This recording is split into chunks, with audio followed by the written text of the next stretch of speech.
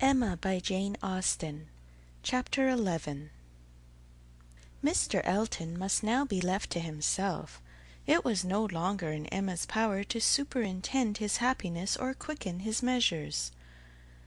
The coming of her sister's family was so very near at hand, that first in anticipation and then in reality it became henceforth her prime object of interest. And during the 10 days of their stay in Hartfield, it was not to be expected, she did not herself expect, that anything beyond occasional fortuitous assistance could be afforded by her to the lovers. They might advance rapidly if they would, however they must advance somehow or other, whether they would or no. She hardly wished to have more leisure for them. There are people who the more you do for them the less they will do for themselves. Mr. and Mrs. John Knightley, from having been longer than usual absent from Surrey, were excited, of course, rather more than the usual interest. Till this year every long vacation since their marriage had been divided between Hartfield and Donwell Abbey. But all the holidays of this autumn had been given to sea-bathing for the children, and it was therefore many months since they had been seen in a regular way by their Surrey connections, or seen at all by Mr. Woodhouse, who could not be induced to get so far as London, even for poor Isabella's sake, and who consequently was now most nervously and apprehensively happy in forestalling this too short visit.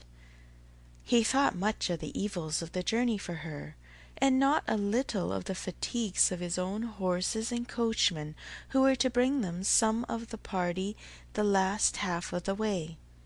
But his alarms were needless, the 16 miles being happily accomplished, and Mr. and Mrs. John Knightley, their 5 children, and a competent number of nursery maids, all reaching Hartfield in safety. The bustle and joy of such an arrival, the many to be talked to, welcomed, encouraged, and variously dispersed and disposed of, produced a noise and confusion which his nerves could not have borne under any other cause, nor have endured much longer even for this.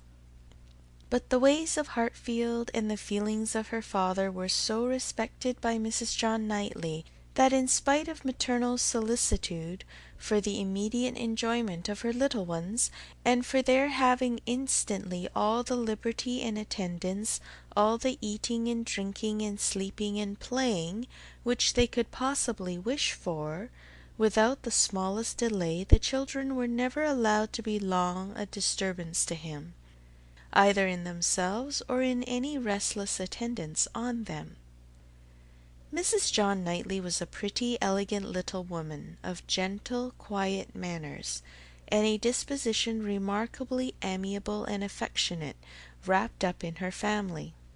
A devoted wife, a doting mother, and so tenderly attached to her father and sister, that but for these higher ties a warmer love might have seemed impossible. She could never see a fault in any of them. She was not a woman of strong understanding, or any quickness, and with this resemblance of her father, she inherited also much of his constitution, was delicate in her own health, over careful of that of her children, had many fears and many nerves, and was as fond of her own Mr. Wingfield in town as her father could be of Mr. Perry. They were alike, too, in a general benevolence of temper and a strong habit of regard for every old acquaintance.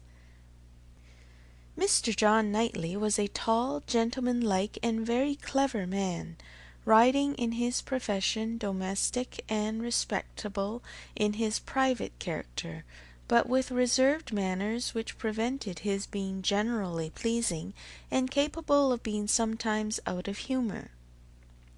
He was not an ill-tempered man, not so often unreasonably cross as to deserve such a reproach, but his temper was not his great perfection, and indeed with such a worshipping wife it was hardly possible that any natural defects in it should not be increased. The extreme sweetness of her temper must hurt his. He had all the clearness and quickness of mind which she wanted, and he could sometimes act an ungracious or say a severe thing. He was not a great favourite with his fair sister-in-law. Nothing wrong in him escaped her. She was quick in feeling the little injuries to Isabella, which Isabella never felt herself. Perhaps she might have passed over more had his manners been flattering to Isabella's sister, but they were only those of a calmly kind brother and friend, without praise and without blindness, but hardly any degree of personal compliment could have made her regardless of that greatest fault in all in her eyes, which he sometimes fell into, the want of respectful forbearance towards her father. There he had not always the patience that could have been wished. Mr. Woodhouse's peculiarities and fidgetiness were sometimes provoking him to a rational remonstrance or sharp retort equally ill bestowed. It did not often happen, for Mr. John Knightley had really a great regard for his father-in-law, and generally a strong sense of what was due to him. But it was too often for Emma's charity, especially as there was all the pain of apprehension frequently to be endured, though the offence came not. The beginning, however, of every visit displayed none but the properest feelings, and this being of necessity so short, might be hoped to pass away in unsullied cordiality. They had not been long seated and composed when Mr. Woodhouse, with a melancholy shake of the head and a sigh, called his daughter's attention to the sad change at Hartfield since she had been there last. "Ah, my dear," said he, "poor Miss Taylor!" "Oh, yes, sir," cried she, with ready sympathy. "How you must miss her! And dear Emma, too! What a dreadful loss to you both! I have been so grieved for you. I could not imagine how you could possibly do without her. It is a sad change indeed, but I hope she is pretty well, sir." "Pretty well, my dear. I hope pretty well. I do not know but that the place agrees with her tolerably." Mr. John Knightley here asked Emma quietly whether there were any doubts of the heir of Randalls. "Oh, no, none in the least. I never saw Mrs. Weston better in my life, never looking so well. Papa is only speaking his own regret." "Very much to the honour of both," was the handsome reply. "And do you see her, sir, tolerably often?" asked Isabella in the plaintive tone which just suited her father. Mr. Woodhouse hesitated. "Not near so often, my dear, as I could wish."